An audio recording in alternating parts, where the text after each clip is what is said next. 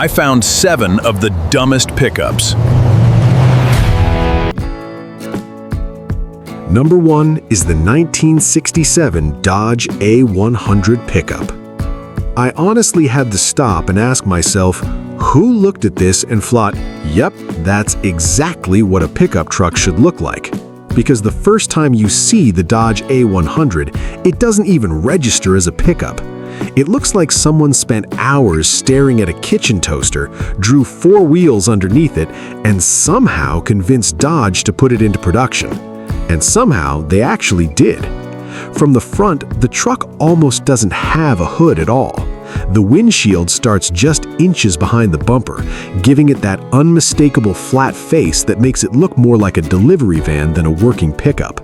It's short, square, and awkward in every possible way. Next to a normal Ford or Chevrolet pickup from the same era, the A100 looks like it came from a completely different universe. But believe it or not, that strange shape wasn't simply for style. The Dodge A100 used a cab-over-engine layout, meaning the driver and passenger were positioned almost directly above the front axle instead of behind it. That allowed Dodge to shorten the overall length of the truck while still providing a surprisingly long cargo bed. On paper, it was a clever engineering solution. In reality, it created one of the strangest driving experiences of the 1960s.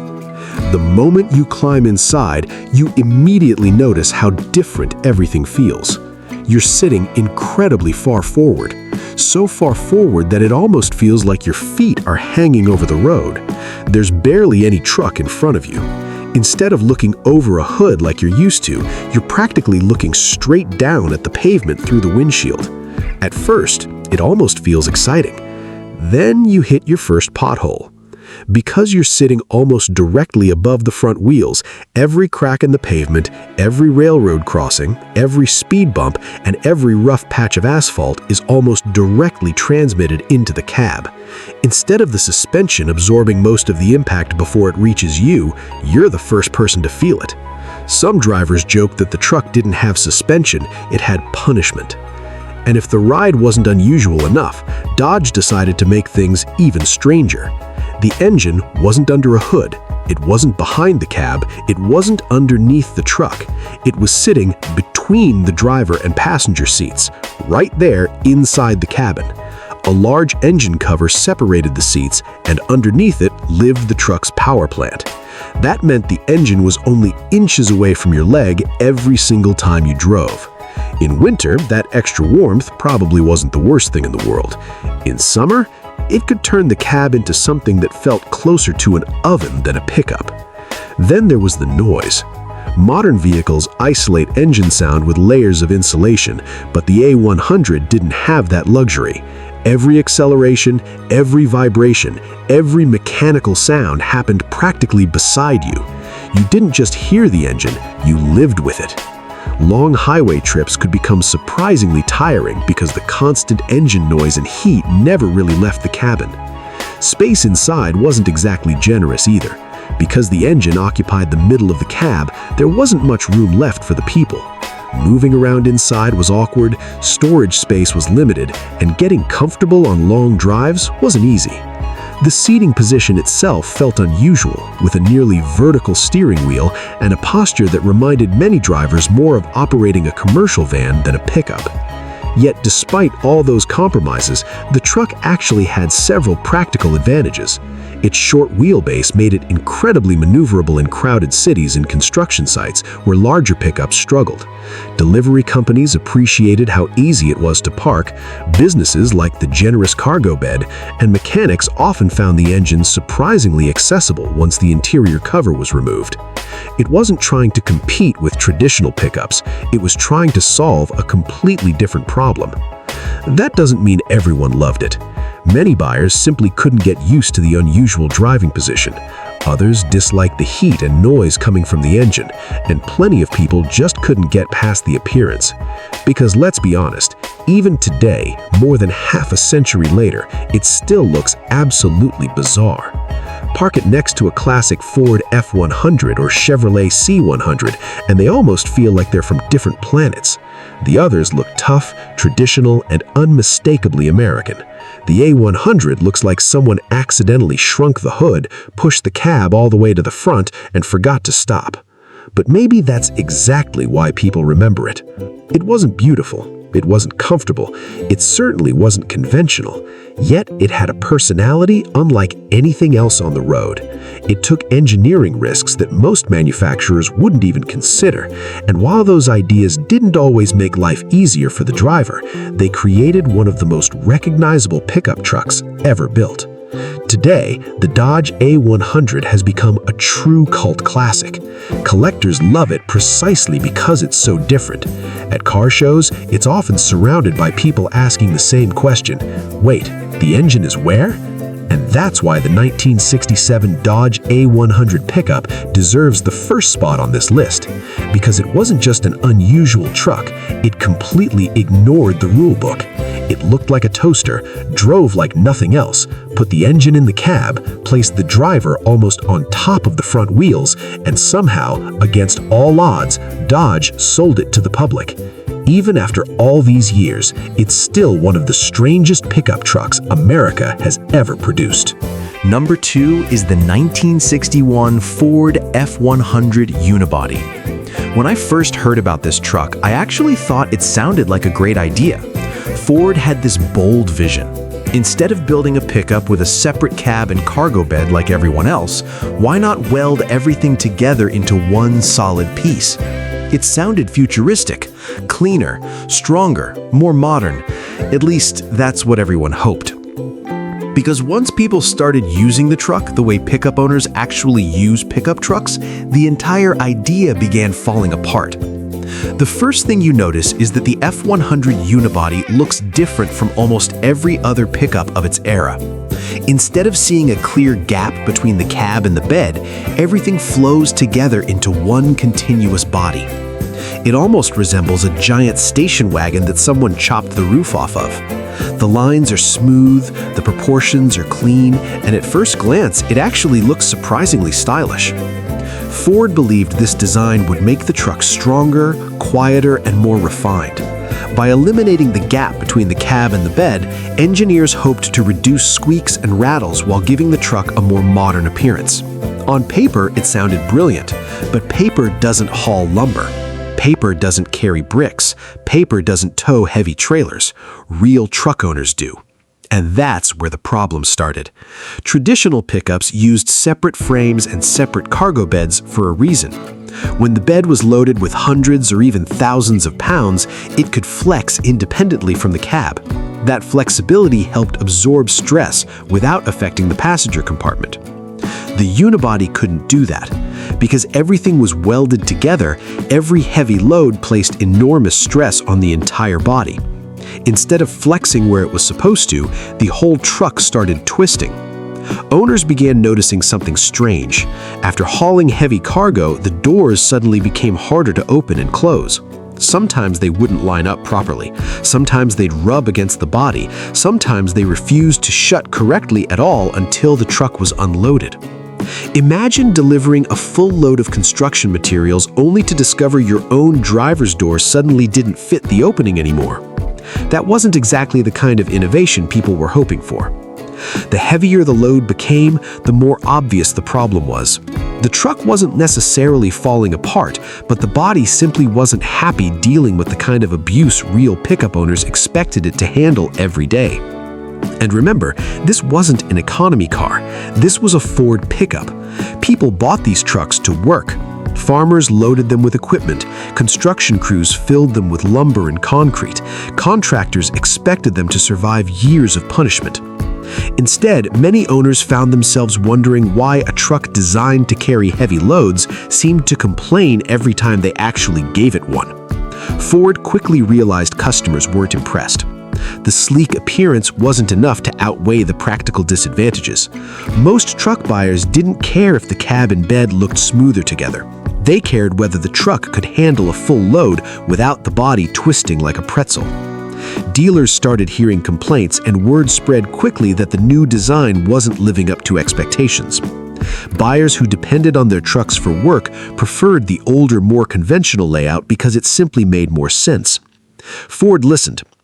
After a short time, the company quietly abandoned the unibody idea and returned to the traditional separate cab and bed construction that pickup trucks had used for decades.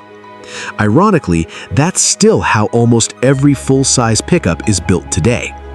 That tells you everything you need to know.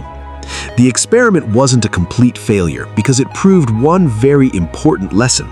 Sometimes the old way exists for a reason. Today, the 1961 Ford F100 Unibody becomes an interesting collector's truck because of its rarity and unique appearance.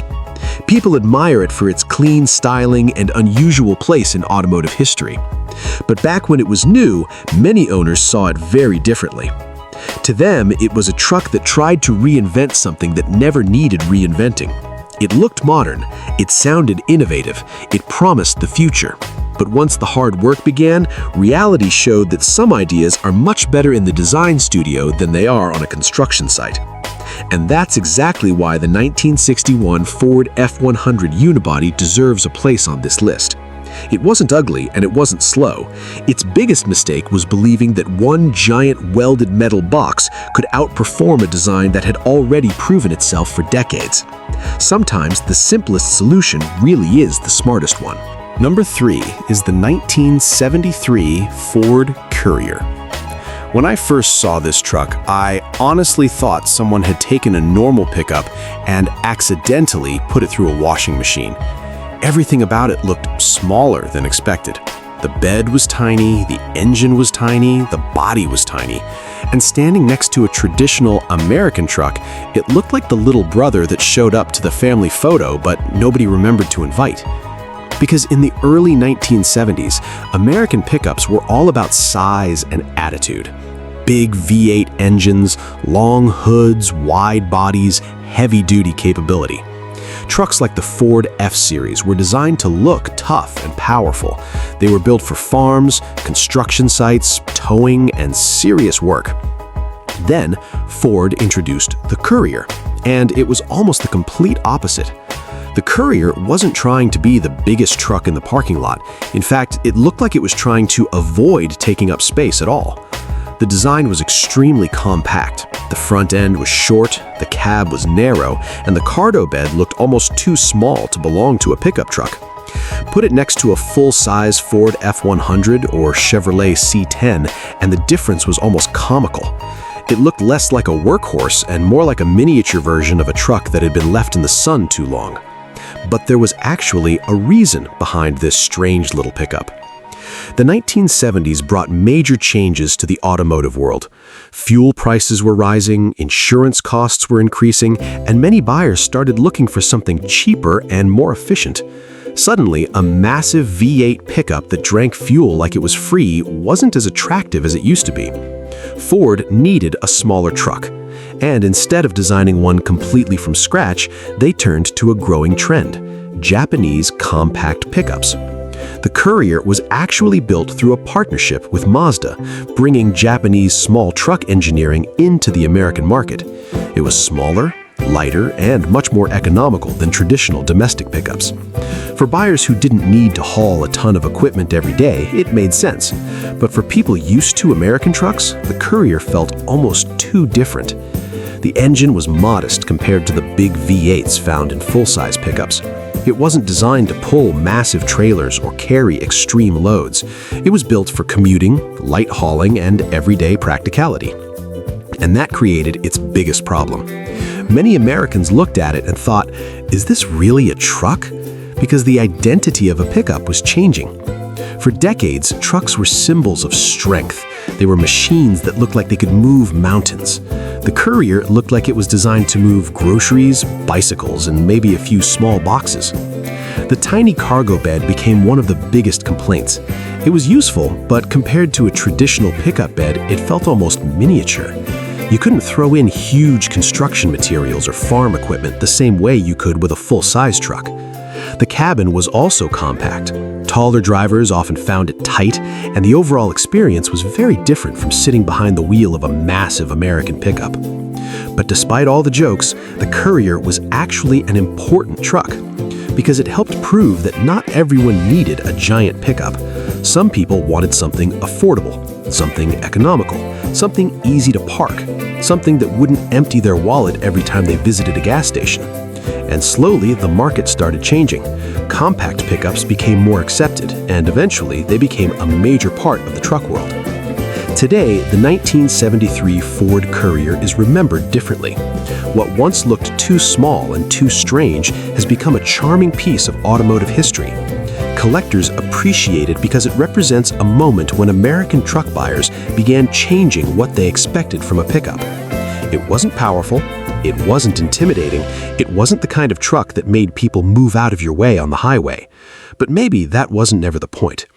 The Ford Courier wasn't built to compete with the biggest trucks. It was built for a different world, one where smaller could actually be smarter. And that's exactly why it deserves a spot on this list. Because when it first arrived, many people laughed at this tiny pickup that looked like it had shrunk in the wash. But years later, it helped create the future of compact trucks. It may have been small, but its impact was much bigger than its size suggested. Number 4 is the 1983 Dodge Rampage. I still can't decide what Dodge wanted this thing to be. Was it a pickup truck? Was it a sporty coupe? Was it a small commuter car with a cargo bed attached at the last second? Honestly, even Dodge seemed confused. Because the Rampage was one of the strangest identity experiments of the 1980s.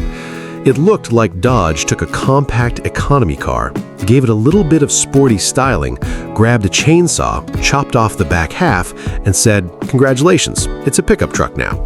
And somehow, they actually sold it. At first glance, the Rampage almost looks normal from the front. The front half resembles the Dodge Omni platform it was based on, with a small, boxy 1980s hatchback design. It has compact proportions, simple lines, and the kind of styling you would expect from an affordable economy car. Then, your eyes move toward the rear, and that's where things get confusing. Instead of a normal trunk or hatchback area, there is suddenly a small pickup bed. The smooth transition from passenger car to truck creates a design that feels like two completely different vehicles were welded together halfway through production. It's not ugly exactly, it's just confused, like it woke up one morning and couldn't decide what it wanted to be. And that was the biggest problem with the Rampage. Pickup buyers expected toughness. They wanted a vehicle that looked ready for work, hauling, and abuse. Sports car buyers wanted excitement. They wanted performance, style, and a fun driving experience. The Rampage tried to appeal to both groups, but ended up sitting awkwardly in the middle. It wasn't tough enough to replace a real pickup. It wasn't fast enough to replace a sports car. It was basically the automotive version of trying to wear work boots with a racing suit. Under the hood, things were also very different from traditional trucks. Instead of a powerful rear-wheel drive V8 like classic American pickups, the Rampage used a small front-wheel drive engine setup borrowed from compact cars. That made it efficient and easy to drive, but it also changed the entire personality of the vehicle. A pickup with front-wheel drive? To many traditional truck buyers, that sounded almost wrong. The idea of the front tires doing all the pulling while the rear bed carried cargo was a completely different philosophy from the trucks Americans were used to. And then there was the size. The Rampage was small, very small. The bed was useful for light tasks, but it wasn't designed for serious hauling. You weren't loading construction materials, heavy equipment, or large farm supplies into this thing. It was more suited for carrying groceries, tools, camping gear, or weekend projects. Basically, it was a truck for people who liked the idea of a pickup but didn't actually need a pickup. And that was both its strength and its weakness. Because in the 1980s, the market was changing. Fuel economy mattered more than before, and many buyers were starting to appreciate smaller vehicles. The Rampage was actually ahead of the trend in some ways, combining car-like driving with pickup practicality. But the timing was difficult. Many Americans still viewed trucks as serious machines. A tiny front-wheel drive pickup simply didn't have the same emotional appeal as a traditional full-size truck. It lacked the toughness people expected. It lacked the attitude. It lacked that feeling of, this thing can handle anything. Instead, it felt like a compromise. a vehicle trying to answer a question that many people weren't asking yet. And that's what makes the Dodge Rampage so interesting today.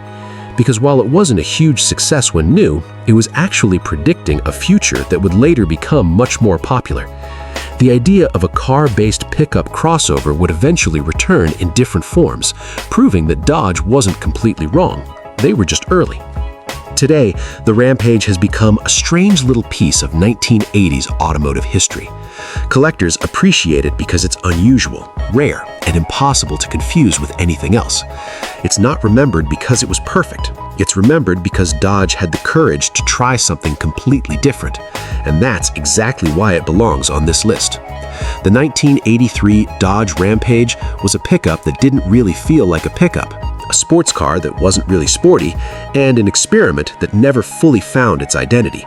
But maybe that confusion is what made it unforgettable, because sometimes the strangest ideas are the ones people remember the longest. Number 5 is the 1971 Ford F350 Super Camper Special. I honestly don't know what Ford was thinking when they built this thing, because calling it a long pickup truck almost feels like an understatement. This thing was so ridiculously stretched that it looked like it needed its own zip code. Park it next to a normal pickup, and the difference is almost unbelievable. Regular trucks suddenly looked like compact cars standing beside it. The wheelbase seems endless, the body stretches on forever, and the entire truck has this strange feeling that someone started building a heavy-duty pickup, then simply forgot to stop. But believe it or not, Ford built it for a very specific reason. In the early 1970s, the popularity of large slide-in campers was growing. Many people wanted to turn their pickup trucks into mobile vacation machines. They wanted a truck that could carry massive campers, travel long distances, and provide a comfortable way to explore the country. The problem was simple. Those huge campers were heavy, very heavy. A normal pickup could struggle with the weight, especially when the camper extended far beyond the rear axle.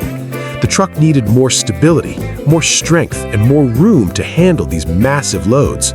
So Ford created the Super Camper Special. And their solution was basically, what if we just make the truck extremely long? The result was one of the most unusual pickups Ford ever produced. The first thing you notice is the wheelbase. It is absolutely enormous. The rear axle was moved farther back, creating extra space between the cab and the rear wheels. This helped distribute the weight of large campers more effectively and gave the truck a more stable platform when carrying heavy loads. Technically, it made sense. Visually, it looked almost ridiculous. The proportions were unlike anything else on the road. The distance between the cab and rear axle was so large that the truck almost looked unfinished, like someone forgot to shorten the frame before sending it to production. The bed seemed to stretch forever. The hood looked normal. The cab looked normal. But the space behind the cab just kept going.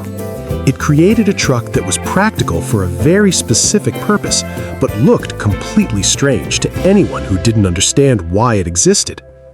And driving it was an experience all by itself. This wasn't the kind of truck you casually tossed around a parking lot. Making a tight turn felt less like driving a pickup and more like commanding a small ship. The long wheelbase made maneuvering difficult, especially in crowded areas where space was limited. A simple U-turn could become a full planning exercise. Parallel parking? A challenge. Narrow streets? A test of patience. The truck was built for open highways and wide spaces, not downtown parking garages. But once it was loaded with the kind of camper it was designed to carry, the advantages became clear. The extra length improved stability and helped handle the weight of large campers that would have overwhelmed shorter trucks. This was a machine built around a specific lifestyle. It wasn't trying to be sporty. It wasn't trying to be easy to park. It wasn't trying to look elegant. It had one mission: carry a giant camper and keep moving.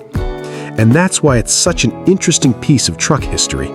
Because most unusual vehicles fail because engineers made mistakes. The Super Camper Special is different. It was actually solving a real problem. It just solved it in the most extreme way possible. Ford didn't slightly extend the truck. They created a pickup truck that looked like it had been stretched in a cartoon. And the crazy part is that people actually bought them. Owners who needed serious camper hauling ability appreciated what the truck could do. But for everyone else, it became one of the strangest looking pickups ever seen on American roads. Today, the 1971 Ford F350 Super Camper Special is remembered as one of those vehicles that proves sometimes manufacturers don't just build what looks cool, they build exactly what a small group of customers desperately needs. It was huge. It was awkward. It turned like a cruise ship. But it had a purpose. And that's why it deserves a spot on this list.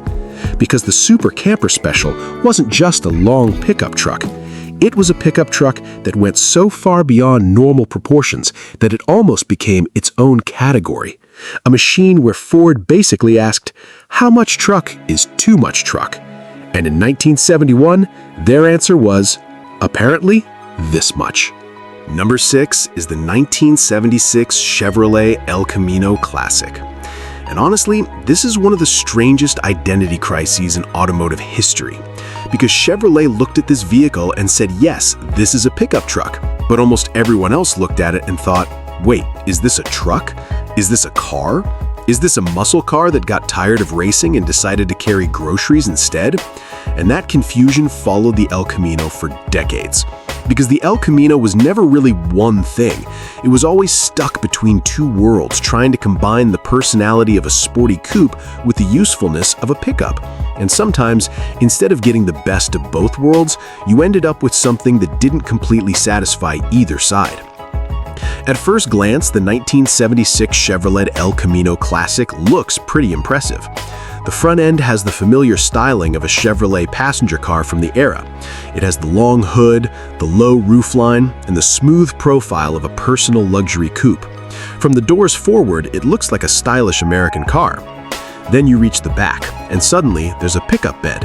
It almost feels like someone took a Chevelle, drove it into a truck factory, and said, "Can you add a cargo area before tomorrow?" The result was unique, but also confusing. Traditional pickup buyers wanted toughness. They wanted tall suspension, rugged frames, big beds, and a vehicle that looked ready to work. The El Camino offered something completely different. It was lower. It was more comfortable. It handled more like a car. You didn't feel like you were operating heavy equipment. You felt like you were driving a stylish coupe that happened to have a cargo bed behind you. For many owners, that was exactly the appeal. A contractor might use it during the week, a car enthusiast might enjoy it on the weekend, someone could haul supplies without giving up the feeling of driving something sporty. And that was the strange magic of the El Camino. It wasn't the best truck, it wasn't the fastest muscle car, but it created a category almost completely by itself. The problem was that many people never knew what category that was. Even today, when someone sees an El Camino, one of the first reactions is usually, what exactly is this? And maybe that's why it became so memorable. The 1976 El Camino Classic wasn't successful because it perfectly matched a specific purpose. It was memorable because it ignored the idea that every vehicle had to fit into a single box. It was part pickup, part coupe, part muscle car, part family vehicle. A little bit of everything. And that's exactly why it deserves a spot on this list. Because the El Camino spent decades confusing people, making truck owners question it, making car enthusiasts debate it, and proving that sometimes the strangest ideas are the ones that become unforgettable. Number 7 is the 1960 Ford Econoline pickup. The first time I saw this truck, I honestly wasn't sure what I was looking at. Was it a pickup truck? Was it a delivery van with the back cut off? Or was Ford experimenting with a vehicle that looked like it belonged in a completely different automotive universe? Because the Econoline pickup was unlike almost anything America had seen before. It looked like someone took a small delivery van, removed half of the body, added a tiny cargo bed, and somehow convinced everyone at Ford that this was the next big thing. And the strangest part? Ford wasn't joking. They actually believed this was the future of compact trucks. The first thing that catches your eye is the front end, or more accurately, the lack of one. Traditional American pickups of the era had long hoods, big front grills, and engines sitting far away from the driver. Trucks like the Ford F-Series looked powerful even when they were parked. They had a certain attitude that said, "I can haul anything." The Econoline said something completely different. It looked more like a refrigerator that had been given 4 wheels. The front was almost completely flat, with the windshield sitting right above the front wheels. There was no long hood stretching ahead of you, no massive engine compartment, and no traditional truck shape, just a giant flat face staring forward. And that design created the truck's most unusual feature, the driving position. Imagine getting behind the wheel and realizing that you are sitting almost directly above the front bumper. Your feet are right near the front of the vehicle. The road feels incredibly close. There's almost nothing between you and whatever is ahead. For someone used to a normal pickup, it must have felt completely strange. Instead of sitting behind the engine like a traditional truck driver, you were sitting on top of the machinery itself. This was Ford's cab-over-engine idea. By moving the engine underneath the cab, Ford was able to create a much smaller vehicle while keeping a surprisingly useful amount of cargo space. The truck could be shorter overall, easier to maneuver, and more efficient for city work. And from a business perspective, the idea actually made sense. Delivery companies loved vehicles that were compact and easy to park. Small businesses needed something cheaper to operate than a full-size pickup. Urban drivers wanted something practical that didn't take up half the street. The Econoline was designed for that world. But the problem was simple. America still had a very different idea of what a pickup truck should be. Most truck buyers didn't just want transportation, they wanted a feeling. They wanted something that looked strong, something that looked capable, something that could survive a farm, a construction site, or a long highway trip. The Econoline looked like it belonged to delivering bread, flowers, or packages. It didn't look like a machine ready for serious work. And then there was the driving experience. Because the driver sat so far forward, every bump in the road became much more noticeable. When you hit rough pavement, the front suspension was working directly underneath you.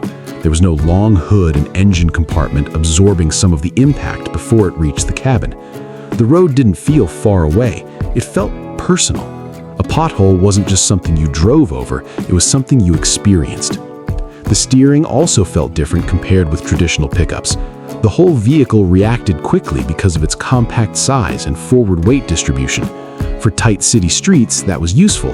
For drivers expecting the relaxed feeling of a full-size truck, it required a completely new mindset. And then there was the engine location. Because the engine was under the seats, it became part of the cabin experience. You could feel it, you could hear it, you could sense the mechanical work happening directly beneath you. During cold weather, the extra warmth might have been appreciated. During hot summer days, it was a completely different story. The cabin could become uncomfortable because you were basically sitting right above the source of heat and vibration. Maintenance was also different. Instead of simply opening a hood like on a normal truck, mechanics had to access the engine through interior panels. It was clever packaging, but it was definitely not the traditional pickup experience. Even the cargo bed showed the Econoline's philosophy. It was useful, but small compared to full-size trucks. You could carry tools, supplies, and lighter loads, but it wasn't built for the kind of heavy-duty work that many Americans associated with pickups. It was a specialized tool, not a universal workhorse. And that's why the 1960 Ford Econoline pickup remains so interesting today, because it wasn't really a bad idea. In fact, many of its concepts became common later. Modern delivery vans, compact commercial vehicles, and many urban work vehicles use similar ideas. Maximize interior space, minimize exterior size, and make transportation more efficient. Ford was simply trying this idea at a time when the market wasn't fully prepared. The truck arrived too early. Buyers weren't ready to trade traditional pickup toughness for clever packaging. They looked at it and saw something strange, something too small, something too different, something that looked like a refrigerator on wheels. But decades later, we can appreciate what Ford was attempting. The 1960 Ford Econoline pickup wasn't designed to dominate the highway or impress people at a job site. It was designed to rethink the pickup truck from the ground up. It was weird, it was cramped, it was noisy, it put the driver almost directly over the front wheels. But it was also innovative, and that's exactly why it deserves a place on this list. Because sometimes the vehicles that look the strangest are the ones that reveal where the future is heading. The 1960 Ford Econoline pickup may have looked like a mistake in 1960, but in many ways, it was a glimpse of tomorrow.